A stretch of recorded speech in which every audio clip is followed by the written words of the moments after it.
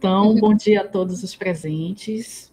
Gostaria de agradecer a presença de todos, e especialmente da nossa convidada, a doutora Tatiana Amorim, que é especialista em administração hospitalar, especialista em enfermagem clínico-cirúrgica, estomaterapeuta, tem MBA em gestão e controle de infecção hospitalar, especialização em gestão das clínicas, especialização em qualidade e segurança do paciente. Atualmente é presidente da Comissão Estadual de Controle de Infecção e Serviços de Saúde, membro da Comissão Nacional de Prevenção e Controle de Infecção relacionada à assistência à saúde, membro consultivo da Comissão de Farmácia Terapêutica da SEMA, Suzan, e membro da Câmara Técnica de Segurança do Paciente, CONAS, e atualmente como diretora técnica da Fundação de Vigilância em Saúde do Amazonas. Então, é com grande prazer e honra que recebemos aqui a doutora Tatiana, que vai compartilhar um pouquinho com a gente o que é a Fundação de Vigilância em Saúde, né, o seu papel dentro do nosso Sistema Único de Saúde, para que vocês entendam a importância e como ela já iniciou, né, venham aí a se especializar nessa área, produzir nessa área, quem sabe serem futuros colegas dela, né. Professora Tatiana, doutora Tatiana, por favor, fique à vontade, tá? Vocês estão me escutando? Sim. Sim. Tá compartilhando a tela também? Tá. Então vamos lá, começar. Eu sei, a Fundação de Vigilância em Saúde do Amazonas, obrigada aí pela oportunidade de estar falando um pouquinho da nossa vigilância em saúde no Amazonas. Infelizmente, eu não vou poder ficar mais de uma hora, mas eu pedi para que a professora Fernanda direcionasse, eu até coloquei no chat o e-mail, direcionasse as dúvidas para o e-mail, que assim que possível eu responderei a todos, né? Porque eu não vou poder ficar para tirar as dúvidas. E aí eu sempre começo falando dos desafios da vigilância em saúde no Amazonas, vocês vão ver como é complicado trabalhar vigilância no nosso estado. Primeiro eu vou falar um pouquinho das competências da Fundação da Vigilância. A vigilância em saúde, vocês devem, ela ganhou muita notoriedade nesses últimos anos, né, de 2020 para cá, por conta da Covid-19, da pandemia, mas nós não somos só a pandemia, não trabalhamos só Covid-19. A vigilância em saúde, ela já tem aproximadamente 16 anos de existência, fez aniversário de 15 anos ano passado. Ela é responsável por ações de vigilância, de prevenção, controle de doenças transmissíveis e também não transmissíveis, pela vigilância dos fatores de risco para o desenvolvimento de doenças crônicas. Então, a gente trabalha a questão da diabetes, hipertensão, doenças cardiovasculares, né, que são as não transmissíveis. A questão da saúde ambiental com um trabalho bem importante vetorial, que é o que a gente chama aqui de Departamento de Vigilância Ambiental. Temos também o escopo da saúde do trabalhador e também toda a análise de situação de saúde da população brasileira. O que acontece? Nós geramos indicadores, a análise de situação avalia, porque a informação, os dados, eles são importantes para gerar uma ação, para gerar uma tomada de decisão. Nós somos 62 municípios no estado do Amazonas, então a gente precisa trabalhar até em alguns momentos por priorização. Sofremos enchentes, então a gente trabalhamos por calhas de rios, né? O nosso Amazonas é dividido em regiões de saúde. Então é importante entender toda essa dinâmica e esse cenário para que nós possamos aí trabalhar do ponto de vista da vigilância. Então, compete aos sistemas de vigilância em saúde a gestão dos sistemas de vigilância epidemiológica. Quando eu falo de vigilância epidemiológica, estou falando principalmente da vigilância das doenças de notificação compulsória, né? A vigilância sanitária, que trabalha todos os aspectos dos riscos, né? Desde estabelecimentos comerciais, de saúde, então, tudo que se refere a riscos do ponto de vista sanitário, é responsabilidade da vigilância sanitária. E aí, como eu iniciei falando, da vigilância ambiental também. E a vigilância em saúde do trabalhador, bem como também é do nosso escopo da vigilância, também está fazendo parte da vigilância em saúde, os nossos laboratórios de saúde pública, que no nosso caso é o laboratório central, que é o LACEN, e a gente também tem o LAFRON, que é o laboratório de fronteira, que fica em Tabatinga. Então, nós temos 2 laboratórios de saúde pública. O LACEN, que fica em Manaus, né? E o laboratório de fronteira, que fica em Tabatinga, que dá apoio ali todo o Alto Solimões. Então, eles são respaldados da Vigilância em Saúde do Trabalhador, e esses laboratórios de saúde públicas estão de acordo com a lei, tem uma regulamentação, é a Lei Complementar 70 de 2009, e ainda pela gestão e monitoramento das notificações das doenças de notificação compulsória, conforme a portaria de consolidação. Isso é a título mesmo de conhecimento, que de repente vocês vão fazer uma prova e vão exigir as leis, e aí a gente sempre traz aí as leis que regulam, que dão respaldo a toda a ação, todas as estratégias de trabalho da vigilância em saúde. Quais são os desafios para a vigilância em saúde nesses tempos atuais? Primeiro, é importante a gente detectar e responder adequadamente às emergências em saúde pública. Um dos exemplos recentes é a pandemia da Covid-19, mas, por exemplo, agora acabamos de detectar 44 casos notificados de rabdomiólise, né? Que estão aí surgindo. Começou em Taquatiara, mas a gente já tem em Parintins, em Silves, em Capiranga, em Altazes. Então, é importante cada município do estado do Amazonas existe um núcleo que trabalha vigilâncias como um todo. Então, existe lá a gerência de vigilância em saúde, e aí dentro da vigilância em saúde nos municípios, a gente tem os núcleos de vigilância. Então, esses núcleos de vigilância, eles são capacitados, são qualificados para que possam detectar precocemente e responder.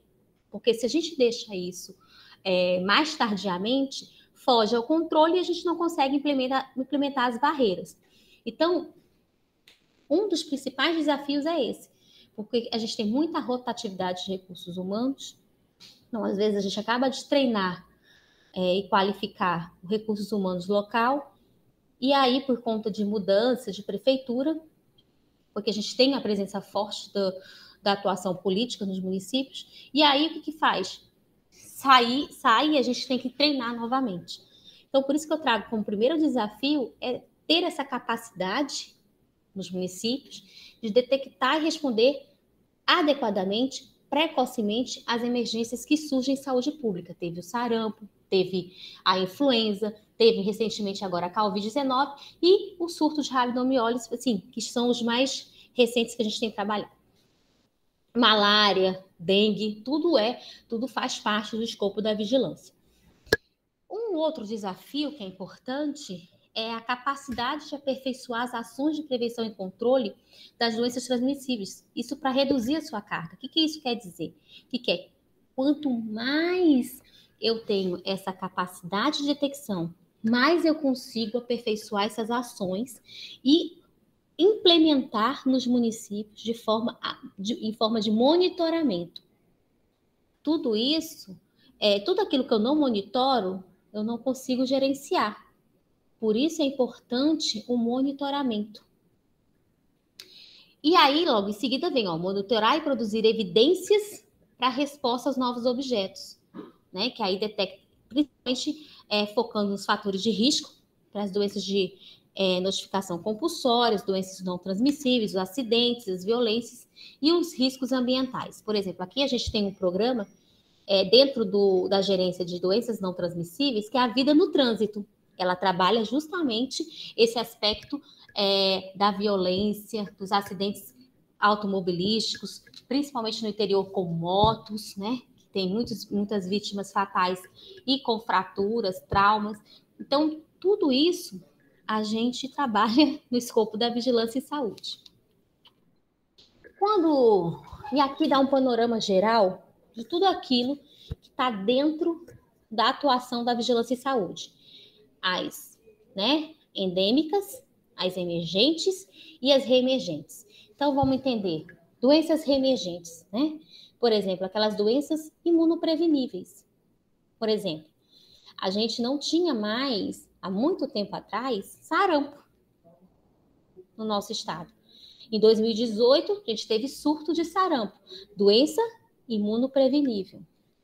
A influenza, a polidifteria, a raiva humana. Então, são doenças que, apesar de que são imunopreveníveis, que a gente consegue prevenir através da vacina, ainda aparece. Por quê? Porque deve ter bolsões de pessoas, de suscetíveis, que não receberam a vacina e propiciou a entrada do vírus. A gente tem as doenças endêmicas e emergentes. Então, malária, que são doenças de transmissão vetorial, A malária, aí a gente tem a leishmaniose tegumentar, doença de Chagas, febre amarela, dengue, chikungunya, zika vírus, as filárias, Temos ainda as zoonoses e acidentes por animais peçonhentos, e agora com as enchentes, a gente teve um aumento, de tanto das doenças de veiculação hídrica como de acidentes por animais peçonhentos. Porque o que acontece? Com o alagamento, os animais peçonhentos, cobra, escorpião, enfim, eles procuram lugares para se alojar. E aí eles vão e entram nas casas, e agridem as pessoas. A gente ainda tem agressões. Então, dentro dos zoonoses e acidentes por animais peçonhentos, a gente tem agressões em humanos por morcegos hematófagos, surto de raiva animal e ainda acidentes por animais peçonhentos. E as doenças negligenciadas? O Amazonas, ele compete aí, ele fica todo ano competindo com o Rio de Janeiro, quem vai ser o primeiro estado ao maior número de casos de tuberculose. Então, a gente tem a tuberculose, é uma doença negligenciada. Tem tratamento, mas tem todo um trabalho que precisa ser feito para que a gente consiga controlar a tuberculose. Então, quais são as principais doenças negligenciadas aqui?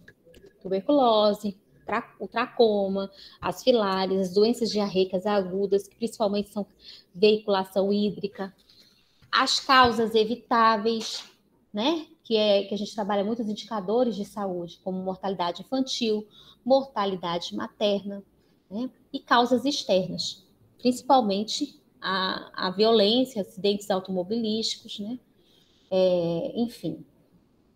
E dentro desse contexto todinho de atuação da vigilância em saúde, tem a pandemia de Covid-19.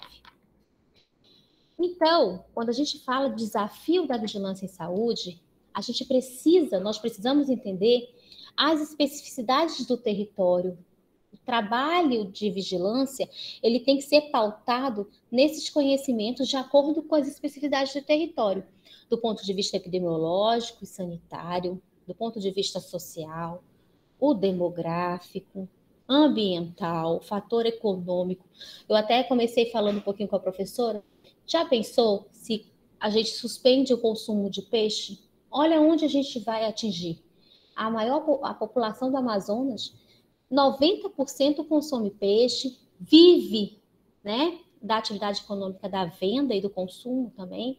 E aí eu vou atingir principalmente o aspecto econômico, o cultural. A gente tem aí a questão dos indígenas, muito presente no nosso território. Eu acabei de falar da questão da interferência política também. Então, todos esses pontos, tudo que a gente vai fazer, as estratégias, o trabalho, o planejamento, tem que ser pautado nesses conhecimentos. Então, se eu não sei quais são as doenças de maior prevalência, se eu não sei os riscos daquele território, se eu não sei o número de pessoas que habitam, se eu não sei como que está o ambiente, eu não consigo atuar na vigilância.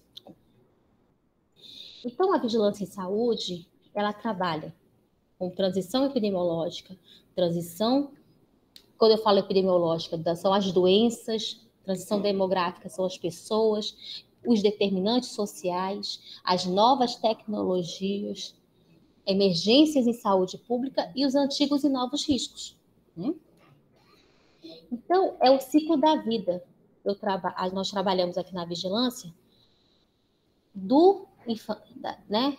Desde a infância, adolescência, vida adulta e até atingir a geriatria. E com esse risco global que a gente vive hoje das doenças transmissíveis, eu trago sempre esse retrato porque ele te diz o seguinte: a velocidade que se tem da transmissibilidade de um determinado micro-organismo e aqui de um vírus, né? Então começou lá em Wuhan e olha a proporção, a velocidade como conseguiu atingir, né, todos os continentes. Então isso é importante, gente, sempre ter em mente do risco que nós temos do ponto de vista global de transmissão de doenças transmissíveis.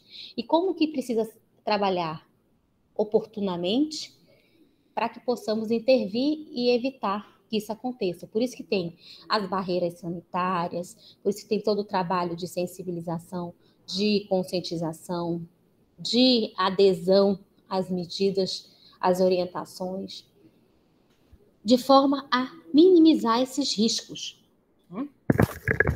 Então, quando eu falo de demográfico, eu estou falando, por exemplo, de um estado que tem é o maior estado do Brasil. A gente está falando, olha só, de 1.558.987 quilômetros quadrados de extensão territorial. Eu sou de São Paulo, então, por exemplo, lá no meu estado, eu levo 100 quilômetros, eu levo questões de minutos para estar em outro município. Aqui, tem municípios que eu levo questões de dias. 10 dias para chegar, por exemplo, lá na Cabeça do Cachorro, em São Gabriel da Cachoeira. Então, é disso que a gente está falando, dos aspectos territoriais e demográficos do nosso estado do Amazonas. A gente está falando de uma densidade demográfica de 2,69 habitantes por quilômetro quadrado. Diferente, por exemplo, lá em São Paulo, que a densidade demográfica é de 179,8 habitantes por quilômetro quadrado. Eu lembro que quando eu cheguei no Amazonas, eu tive que andar quilômetros, tipo 3, 4 horas para vacinar uma residência. Então, a gente está falando que a gente tem 2,69 habitantes por quilômetro quadrado. Então, as estratégias são diferentes para atingir o público, né? Eu tenho comunidades indígenas hoje que eu só consigo vacinar com um helicóptero para chegar. Estamos falando de 62 municípios, onde 50% da população reside na capital e 47% dos demais municípios, né, com a população de até 30 mil habitantes e que concentra a maior população indígena do país em 188 áreas, 64 etnias e 43 municípios. Então vejam a diversidade, vejam a diferença, vejam como é complicado trabalhar vigilância nesse contexto.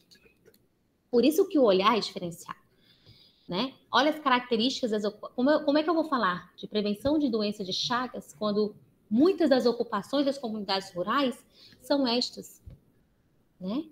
São palafitas, né? Olha as condições de moradia, e eu não posso deixar de considerar toda essa questão, essa especificidade do nosso território. Olha só, aqui é uma agressão por morcego hematófago nessa criança.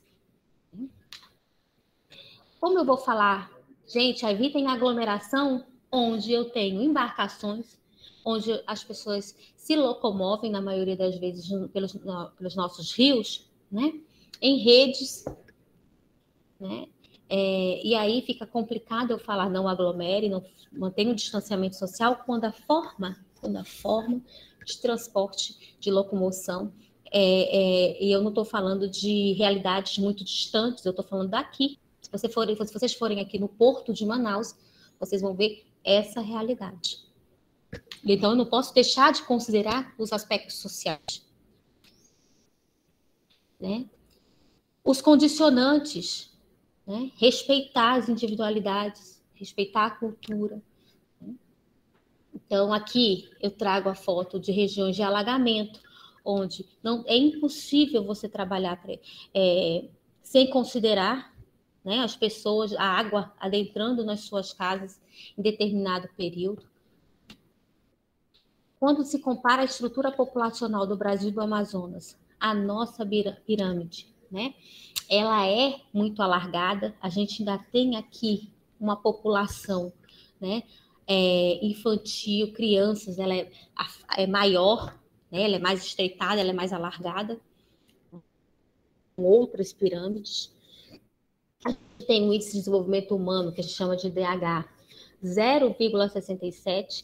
Veja bem, estamos em 18º no ranking no Brasil em índice de desenvolvimento humano.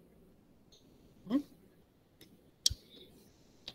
Então, e se eu for ainda filtrar mais, olha os municípios que têm mais IDH muito baixo.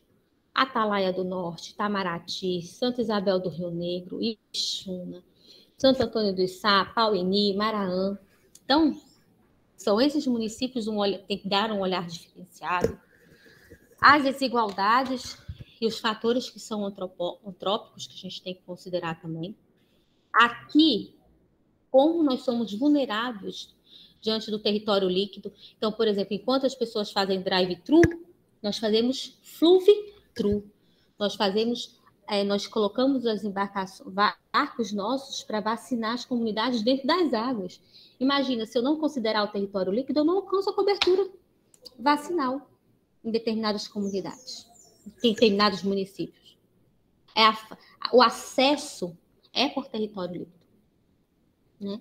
E as consequências são essas que vocês estão vendo aí nas figuras. Esse aí é o Fluvitru, no Amazonas, e muito nos orgulha. Aqui são os municípios, né?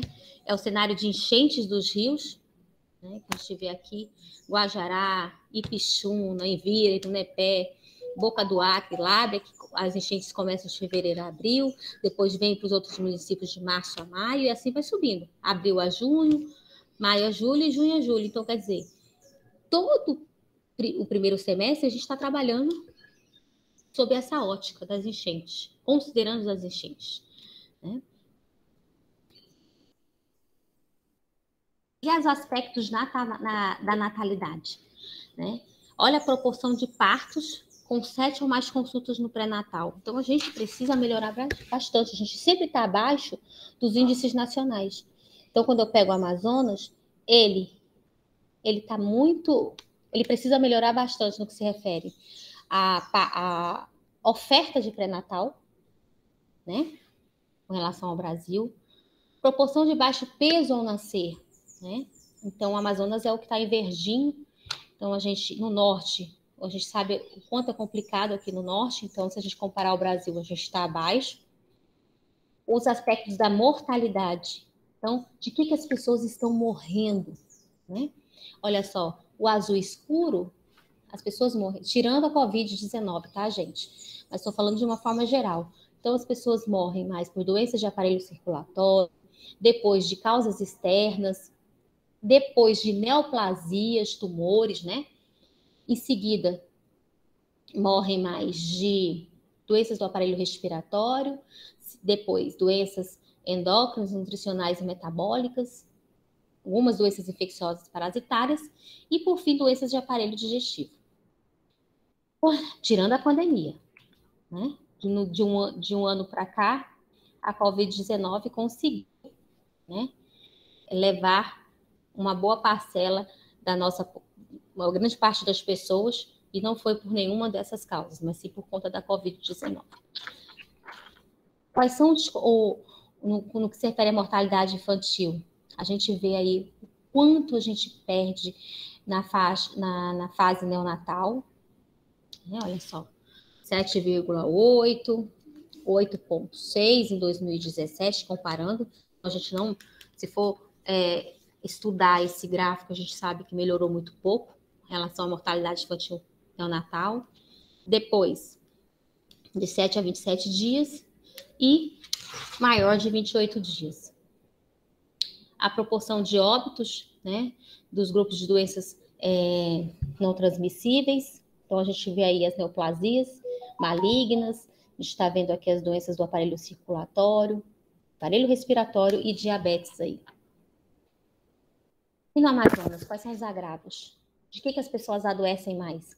Malária, dengue, tuberculose, leishmaniose, AIDS, que é uma pandemia que não acabou, hanseníase, febre de chikungunya, meningites, febre pelo vírus Zika, enfim.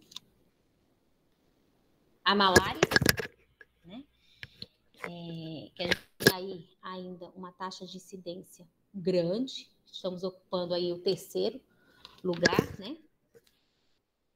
A dengue, que também, comparado ao ano de 2019, a gente teve um decréscimo, mas não pode baixar a guarda. Tuberculose, como eu falei para vocês, liderando o ranking, que a gente ainda fica brigando aí com o Rio de Janeiro. Hanseníase, né? A gente observa aí no norte como que se apresenta ainda essa doença.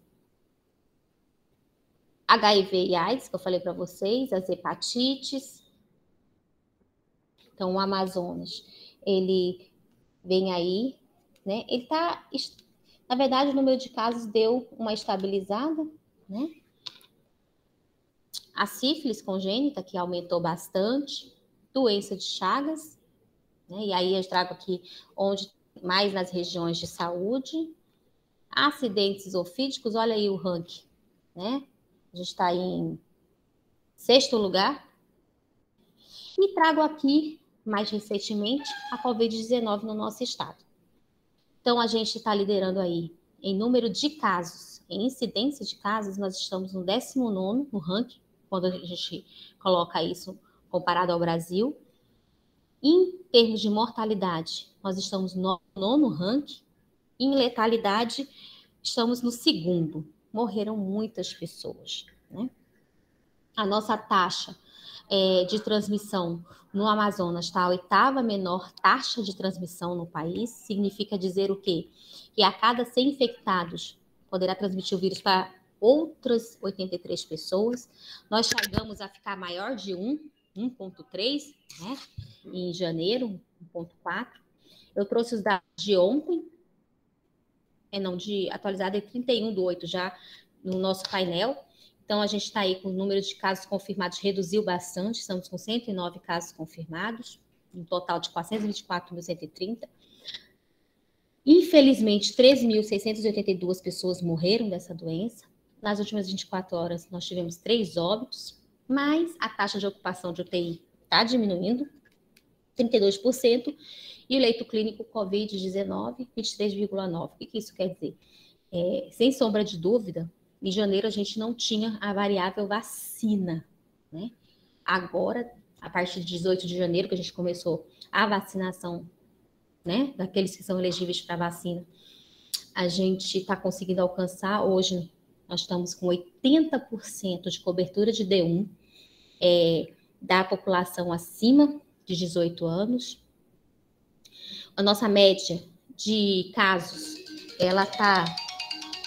a nossa média de casos está em 169 casos diários, em Manaus 110 e no interior 59. Olha só como a gente diminuiu bastante o número de casos. Tem uma redução. Só um pouquinho, gente. Doutora Chade, eu estou numa palestra, já estou terminando, já eu ligo para a senhora, tá? Estou numa aula, tá? Imagina, beijo, tchau. Então, no Amazonas, a gente teve uma redução, desculpa, gente, aqui era a secretária de saúde, eu nem posso deixar de atender. No Amazonas, então, nós tivemos uma variação nos últimos 14 dias de redução de 52%, em Manaus, 60%, no interior, 21%. Então, hoje eu tenho, por exemplo, 50 municípios do estado do Amazonas sem nenhum paciente internado. Então, por isso o apelo, por isso que a gente pede que aqueles que não tomaram a primeira dose procurem a primeira dose. Porque a arma mais poderosa, gente, de prevenção da Covid é a vacinação.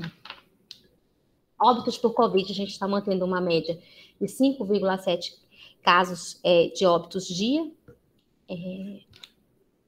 Em Manaus, 3,3 e no interior, 2,6. Então, a gente está tendo uma redução no número de óbitos em Manaus nos últimos 14 dias de 8% e no interior de 53%. Hospitalizações, a gente teve uma redução de 32% de leitos de UTI ocupados nos últimos 14 dias e no privado uma redução também de 36%. Quando eu também analiso com relação aos leitos clínicos, também tive redução de 19% nos leitos clínicos na rede pública e na rede privada, 62%. Quando eu coloco o perfil demográfico, eu comparando a taxa de incidência, veja bem, olha em janeiro, quem mais número de casos acometia mais 60 anos, né? Maior 60 anos. De janeiro, aí eu venho de 20 a 59, em janeiro, olha como é que estava. Olha em agosto como é que nós estamos. Então, reduzimos, por exemplo, maior de 60 anos, 51%, de 20 a 59, 64%, e menor de 20 anos, 48%. Então, seguramente, essas reduções devem-se à vacina. Quando eu vejo taxa de internação, olha a redução nos acima de 60 anos, de 20 a 59, e de 20 anos a gente ainda não aparece redução.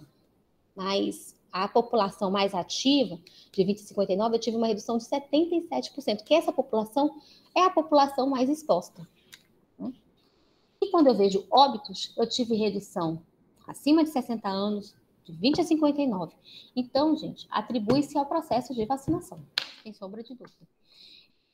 Junto com a Covid, também circulam outros vírus, que são causas de síndrome respiratória aguda grave. Mas se eu pego essa leitura nesse gráfico, eu vejo que a maior causa, o vírus que mais prevaleceu foi o SARS-CoV, mas eu tive presença de outros vírus também. Quando eu faço esse detalhamento, eu vejo que o que tem circulado junto com o SARS-CoV, eu tenho aí para a influenza, nas últimas semanas tenho rinovírus, né? E tenho também outros agentes, tá? Então, para saber que não circula só SARS-CoV, mas também, por conta do período da sazonalidade, a gente tem uma presença de outros vírus respiratórios. A vacinação, então, a gente já distribuiu aí, das doses que a gente recebeu, 91,6%. Estamos com uma cobertura vacinal acima de 18 anos de primeira dose, 80%, de segunda dose, 39%, e de cobertura esquema vacinal completo, 33%. Por isso, essas ações de mutirão, justamente para intensificar, chamar a população para vacinação. Principalmente, cobertura de segunda dose. Porque a gente só pode considerar esquema completo se tiver as duas doses ou se você tomou a dose única, que é a vacina da Janssen. E a nossa avaliação de risco, é importante dizer que estamos na fase moderada, a pandemia não acabou, precisamos manter as medidas não farmacológicas e, principalmente, buscar a vacinação.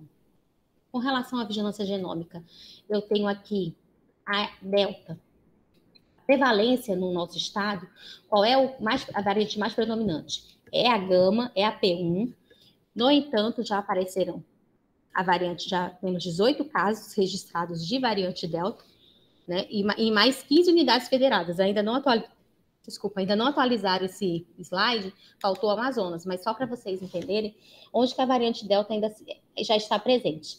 Além do Amazonas, Minas, Rio de Janeiro, Paraná, Maranhão, São Paulo, Goiás, Santa Catarina, Pernambuco, Rio Grande do Sul, Distrito Federal, Ceará, Pará, Alagoas, Espírito Santo e Mato Grosso. E transmissão comunitária, a gente já tem São Paulo, Rio de Janeiro, Santa Catarina, Rio Grande do Sul e Ceará. No Amazonas já temos 18 registros da Delta, né? Só que ainda está investigando os contatos desses casos, mas a maioria deles tem relato de viagem para São Paulo, Rio de Janeiro, Santa Catarina. Então, a gente ainda não afirma que está tendo transmissão comunitária. Não afirma, mas pode ser que já esteja acontecendo. A gente, então, tem estratégia para trabalhar a vigilância genômica em portos, aeroportos. Então, a gente tem lá nos portos, aeroportos e rodoviária. A gente oferta o teste de antígeno, coleta RT-PCR, justamente para detectar a presença de novas variantes, dentre elas a principal, que é a Delta, que está circulando. Então, com relação ao aeroporto, a nossa taxa de positividade é de 0,5%, em Manaus, no porto de Manaus, 0,3%, na rodoviária, 0,1%. Então, a taxa de positividade nessas barreiras que nós instalamos, elas são, essa vigilância que a gente faz nas portas de entrada, né, tanto no aeroporto como no porto rodoviária, ela é muito baixa. A gente também tem um trabalho ativo, né, na vigilância ativa nas escolas, então a gente oferta os testes para a Covid para os profissionais de educação, monitora as notificações e monitora os casos notificados por meio de visitas domiciliares. Então, a gente tem aí número de casos notificados e a taxa de positividade também é muito pequena nas escolas. Por isso que a gente costuma dizer que as escolas é um ambiente seguro. É um ambiente controlado, portanto, é um ambiente seguro. E é bom, eu finalizo aqui. Vocês viram que o telefone já está tocando, mas foi um prazer, né, estar aqui com vocês. Eu vou pedir que vocês encaminhem por e-mail as dúvidas de vocês e lembrar que cada um fazendo a sua parte, a gente vence junto, né? Era isso, professora Fernanda. Eu espero, eu posso compartilhar com você depois a aula para deixar disponível também, tá bom? Ah, que maravilha, professora. Agradecemos muito e sabemos que a sua função, né, no nosso sistema é muito importante, daí a sua só de você ter reservado um tempinho, a sua tela está compartilhando, tá, professora? Não, eu estou procurando você para compartilhar a aula, porque senão já era, mas não tem problema não. Sabemos, né, da responsabilidade da FVS, como você bem falou, né, da importância da Fundação de Vigilância em Saúde, então é compreensível que você seja uma pessoa muito ocupada, e por isso mesmo eu agradeço demais a sua disponibilidade, a sua gentileza de estar aqui compartilhando um pouquinho, né, do que a FVS faz. Eu tenho certeza que os alunos, esses alunos, eles são, a grande maioria de segundo período, né, então eles estão começando a entender a importância do SUS, e eu gostaria de dizer que a senhora é a primeira palestra do nosso ciclo, né, então, abriu aí os trabalhos, eu tenho certeza que foi bastante estimulante.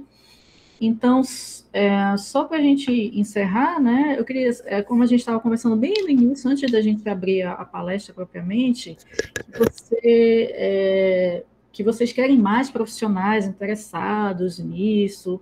Eu só falasse rapidamente quais são as qualificações que precisa ter para trabalhar na FVS. Epidemiologista, a gente tem várias especializações na área de epidemiologia, então é importante ter essa especialização em epidemiologia. Já temos também vigilância em saúde, em vigilância sanitária, principalmente aprofundar os conhecimentos em saúde pública, né? Porque é o nosso carro-chefe, né? Que trabalha em vigilância em saúde, e atenção básica. E ter o perfil de proatividade, de resolução de problemas, porque aqui a gente resolve muitos problemas, e ser principalmente proativo, porque é um trabalho que requer muita dedicação, muita agilidade e muita perspicácia também. Agradeço, doutora. Então, fico à disposição para mais participações, porque eu estou devendo tempo para vocês, hein? Ana fez uma perguntinha. Qual rapidinho. Você citou que você citou como vetor de uma doença poderia ser proibido. Tá. O que ela quer? Então, qual seria um procedimento adequado? Não tem. Estamos investigando. Olha, você fez a pergunta que todo mundo quer saber e a gente não tem resposta ainda. Mas não deixa de consumir peixe, porque o número de casos é muito pequeno, tendo em vista a população como um todo. Eu vou estar saindo daqui para uma discussão a respeito do tema, mas a gente vai dar respostas assim que estiver, entendeu? Mas esse o trabalho da vigilância. É sobre isso, inclusive, a sua reunião agora, né? Isso.